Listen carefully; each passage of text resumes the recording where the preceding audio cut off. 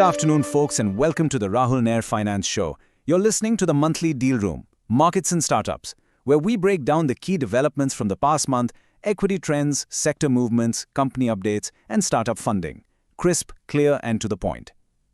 Today is October 2nd, 2025, and we're diving deep into how the markets performed in September 2025. Before we begin, here's a quick disclaimer. This content is for educational purposes only. It is not a buy or sell recommendation. Always consult a financial advisor before making investment decisions.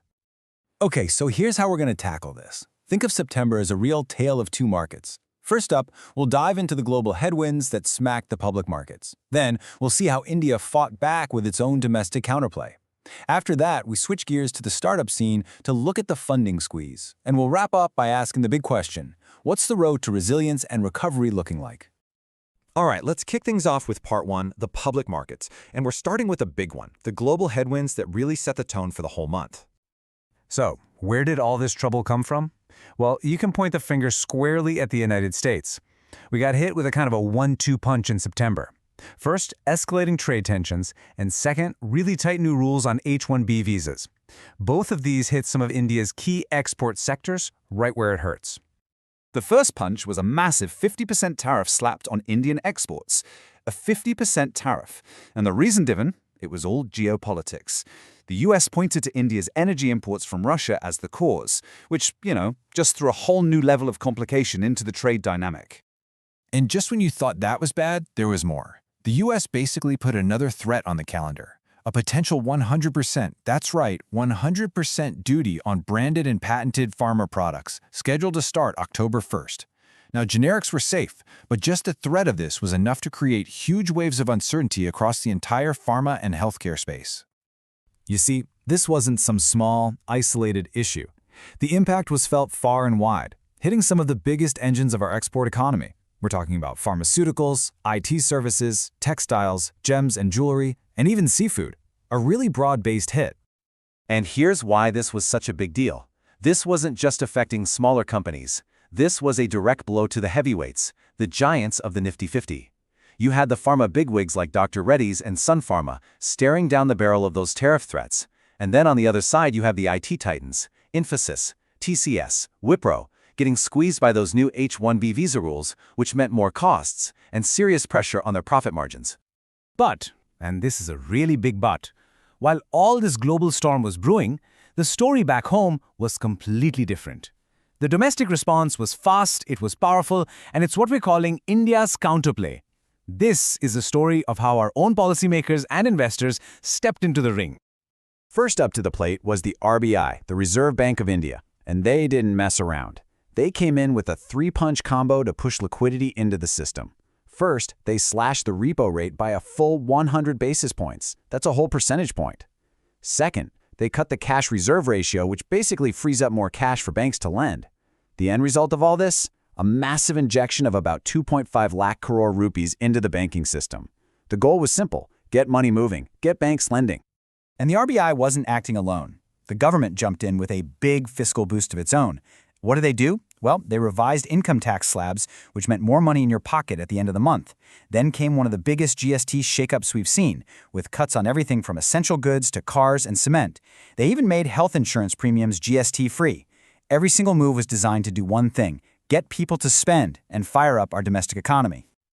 Okay, this chart right here, it tells the whole story of the month in one picture. It's the Great Divide. Look at the FIIs, the foreign investors. They got spooked and sold off almost 33,000 crores, a huge outflow. But then, look at the DIIs, our domestic institutions. They didn't just step in, they charged in, buying up a massive 59,581 crores. This was literally a domestic wall of money saying, we believe in our market. And that DII buying, it wasn't just a flash in the pan for September. To put this number into perspective, for the year so far, domestic institutional investors had already pumped in a mind-boggling 5.13 lakh crore rupees into Indian stocks. That is a huge cushion, and frankly, it's probably what saved the market from a much, much bigger fall. It's a massive vote of confidence in the India story. So, after all that pushing and pulling, what was the final score? Well, despite all the global chaos and foreign selling, that domestic counterpunch landed perfectly. The markets actually finished in the green, It's incredible when you think about it. The Sensex, the BSC 100, even mid and small caps, they all ended September with gains. What we saw was a classic case of sectoral rotation. It's pretty simple, really. Smart money moved out of those sectors getting hammered by global issues, IT and pharma. And where did it go? Straight into the sectors set to benefit from the domestic push. That's why you see PSU banks, metals, and auto as the top performers. They were the direct beneficiaries of all those government and RBI actions. Okay, so that's the public market story. Now let's switch gears and head over to part 2, the startup ecosystem. And let me tell you, the story here is, well, it's a very different vibe. We need to talk about the funding squeeze. The big, bold headline number is negative 18%. Let that sink in.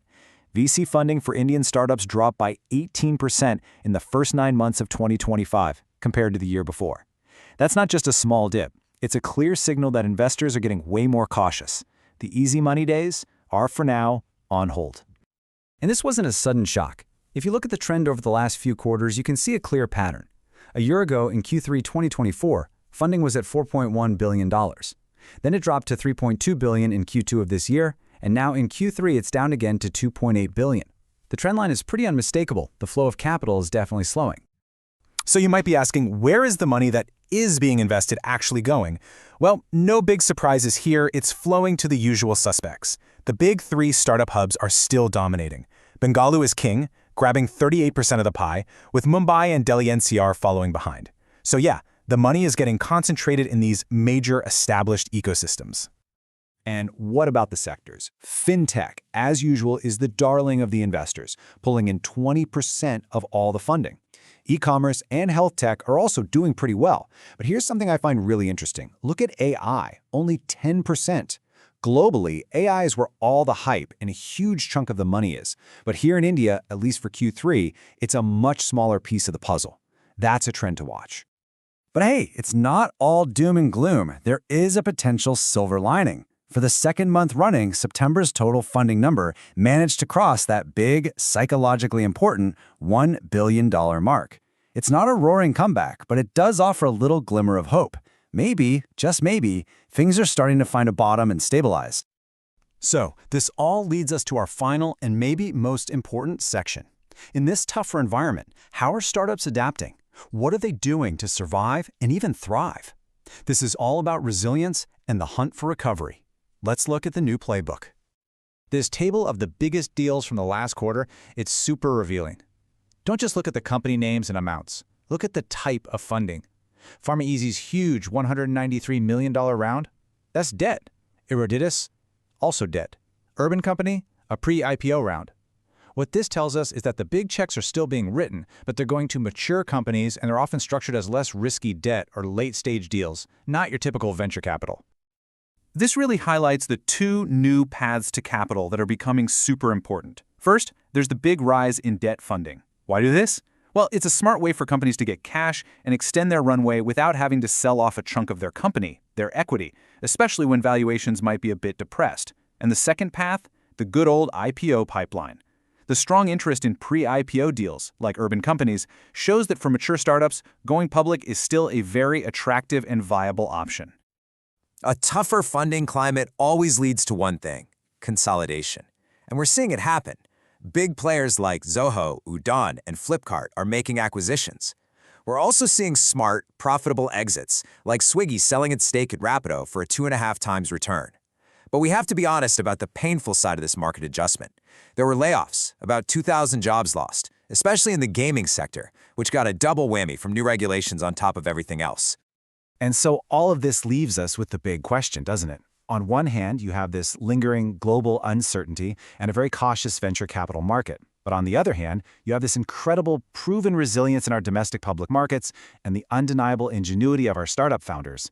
So can these 2 powerful forces, domestic strength and founder creativity, come together to write India's next big growth story? That wraps up last month's episode of the Rahul Nair Finance Show, brought to you under our monthly series, The Monthly Dealroom, Markets and Startups. If you enjoyed this episode, don't forget to like, subscribe, and share with your friends, colleagues, or anyone interested in business, investing, and startup trends. We'll catch you next month with more market and startup updates. Until then, stay curious, stay invested.